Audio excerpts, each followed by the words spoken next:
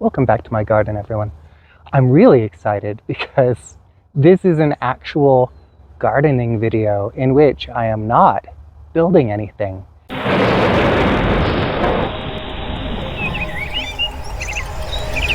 I have some crops I'd like to grow for fall harvest, and 3 of them require direct sowing, or say that they're best direct sown. Now, I'm skeptical that that's going to work out well for the fall, because it can be challenging to keep your soil sufficiently moist when it's hot and dry out. But I am going to try a row of each one, and we'll see how it turns out. The crops that I'll be growing are all pretty closely related. I've got Komatsuna. It's a member of Brassica rapa, so it's basically the same species as turnips. But this one you eat for the greens, and it's supposed to be tolerant of both heat and frost. But when you plant it, it's best if it's cool. You're going to take full sun. Then I've got Mibuna, which is also Brassica rapa. So another turnip relative, same species. They could make babies together technically. 30 to 45 days to harvest. This is another green you eat. Another frost hardy crop. This could get away with part sun if I needed to. So if I had that bed over there made, I might try it over there, but I don't yet. And then tatsoi, which is another Brassica rapa. So these are all turnips by another name that you eat the greens of, and they all say that they're best direct sown. And I should be able to harvest a fair bit of these before it gets cold. So hopefully this is going to expand my greens, because I haven't been able to eat a lot of fresh lettuce lately, and it's bringing me down, man. First thing I'm going to do is decide where everything's going to go. Let's just start with tatsoi. It says plant spacing is 12 inches. Now I'm just going to come right up to this line, because technically I don't have anything growing past here. I'm just going to make a little furrow. You can make a furrow using whatever you like, but make sure that it's shallow, because this needs to be planted a 1/4 inch deep, not very deep. And 12-inch spacing means if I put these about 6 inches apart, because the spacing is on center, then that should be adequate. So I'm going to put down 2 rows of tatsoi and see how it does. And I'm going to grow and then thin it.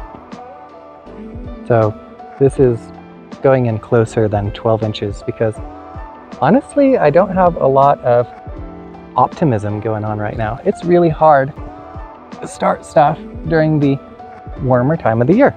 And I'm not going to cover these up right away because these furrows are a really nice visual reference. So we're going to leave that alone and just move on to my next crop. Let's do Mibuna next because it's on top. I'm going to do 2 rows of this too.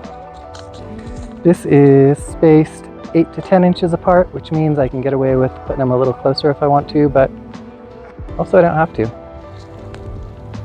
I'm just going to make another furrow or 2. Now, the fact that they are so closely related, that they are in fact the same species, means that by planting them together like this, I'm making life easier for their predators.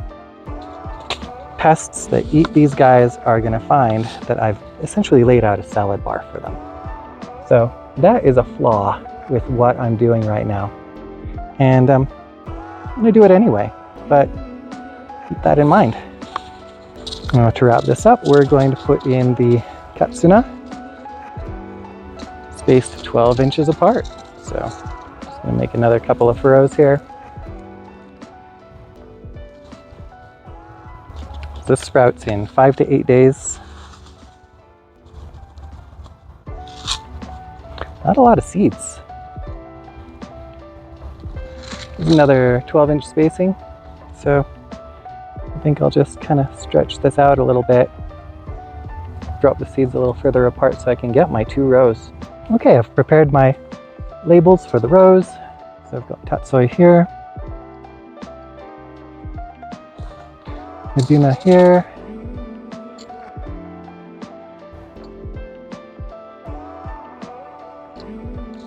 And Komatsuna here. I'm also going to try germinating these indoors so that I can come back out and replace anything that doesn't work. Now that I've got everything labeled, I can just kind of knock in the sides of my furrows very gently so that there's hardly anything on top of these seeds. But I do want to bury them so they have good soil contact. Now, if this were the spring, where, you know, you get this thing called rain, I'd be super confident that things were going to come up and I wouldn't worry at all. But since this is August and it's hot and it's dry, and gosh, I struggle to get things to germinate in August, I'm going to be watering these guys at least twice a day until I see germination, and possibly more often if I can. Now I'm going to water these in. You might have noticed there's another furrow there that I didn't fill in and I didn't label. That's just a little kind of note to self mark saying, if you start planting more stuff, start it here. This time of year, especially if you are manually watering, it's super important to water deeply if you can, because it's going to dry out really quick.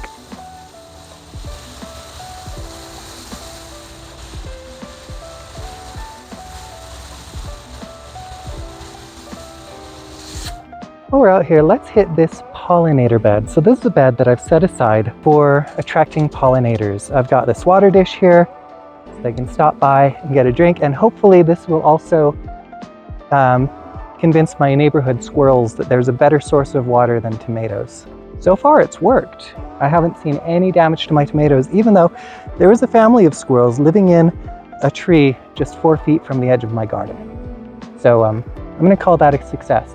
Right now, all that is growing in my pollinator bed, because I'm just getting started, is some phlox. And it's a beautiful type of scented phlox. It smells amazing, and it attracts a fair few pollinators, but of course I don't have a lot of it. This is just something that I found somewhere else. It was in the way, and I transplanted it in. Oh, you can see here's a wasp coming in for a drink of water. The wasps love my water dish, and if you are not allergic to them, it's fantastic to have them in your garden because they are, well, they're pest predators. So what this is crimson clover seed. Now, a lot of people will grow this as a cover crop because if you inoculate it, it's going to do a really good job adding nitrogen to your soil. But what I'm thinking is if I scatter some crimson clover seed around my pollinator patch, then there's a pretty good chance that I'm going to wind up with delicious clover flowers for the bees and wasps in my neighborhood to come and visit and derive nourishment from. And that is going to do a lot to improve this as a pollinator patch. So I've just kind of scattered it around willy-nilly. Now, you can't see them, but I've also, as I've been discovering ornamental onion bulbs, I've been moving them into here. So in the mid to late spring, I'm going to have alliums all over here. Then the phloxes is going to kick in shortly after that. Hopefully, the red clover will be able to go to seed before the first frost. Well, this will be frost killed. Although it says it's frost hardy, maybe it'll be okay. But since it's not a cover crop, I want it to go to seed, and I hope it will. Now that it has been sprinkled around, I'm just going to give my whole bed a quick water. Off camera, I prepared some trays of soil blocks to plant into for growing indoors. Now this is just to start indoors and move them outside, but some of what I'm growing could spend its whole life indoors if I wanted it to. So we're going to start out. I've been told that the accepted wisdom is that I cannot grow peas in the fall in Utah, but I'm going to try to grow some peas. And I'm going to do a whole tray. I'm going to commit to this idea of peas. So these are Sugar Daddy Sugar Snap peas from Baker Creek Heirloom Seeds. They're not a sponsor. And the reason I want to start these indoors is because it's just really hot out and they might not fire up because they like spring-like conditions to germinate. So I'm going to do 2 per block, because that will just kind of work out better spacing wise when they grow up. Oh yeah, it's going to be a lot of peas, and if I'm successful, I'm going to be so happy. These can take 10 to 30 days to sprout. Probably the reason they give that wide range and large numbers is because traditionally you would plant peas in the spring. And in the spring, everything goes slower because the soil's still warming up. So I won't be surprised if these come up in just like a week. And then I just kind of pinch on top to get good soil contact. And they're not fully buried because they're so big compared to my soil blocks. But as long as I'm making good contact with the soil so that they can start to absorb water, and I put a humidity cover over this, they should be fine. Now the next full tray, I'm going to dedicate to just my favorite thing to grow ever, and that is kohlrabi. Kohlrabi is a relative of broccoli, it's in the Brassica family, and in fact it's the same species. And instead of eating the flowers or the leaves, the big exciting part is the stem, which is bulbous and like a golf ball. I've got 2 types of kohlrabi from Baker Creek Heirloom Seeds. I've got Delicacy White that I'm planting now, and then I'm going to do about 2 per hole. Okay, the other one, because it's nice to have a little color in your garden, is from Eden Brothers, and it's Purple Vienna. So now I've got a whole tray of kohlrabi because that's just how my preferences work out. And we'll pinch these closed real quick. All right, next up, we're going to start up some mache seeds. Oh, I want a lot of mache, actually. So let's do this tray where I've got 12 ready to go.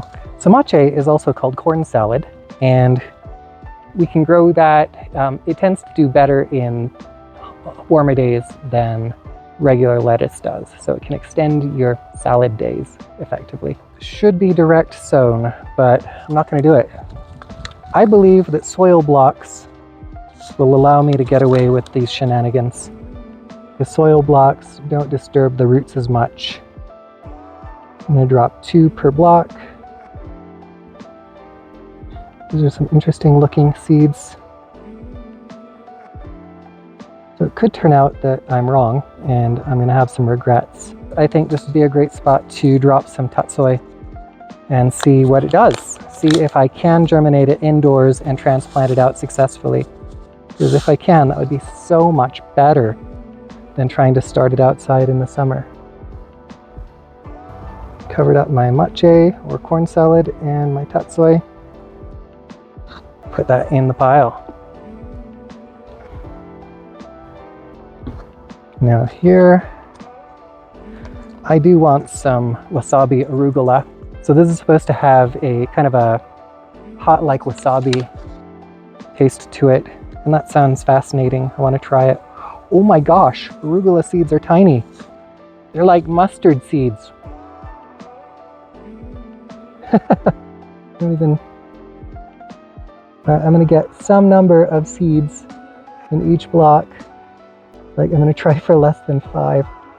Let's drop some of the Komatsuna in there on the other side to see if I can germinate that.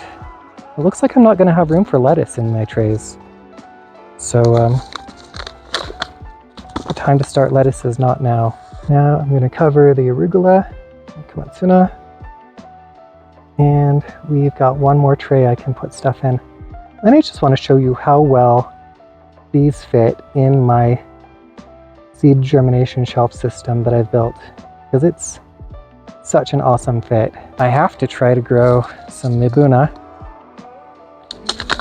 or mibumina, or however you pronounce it, wherever you put the emphasis.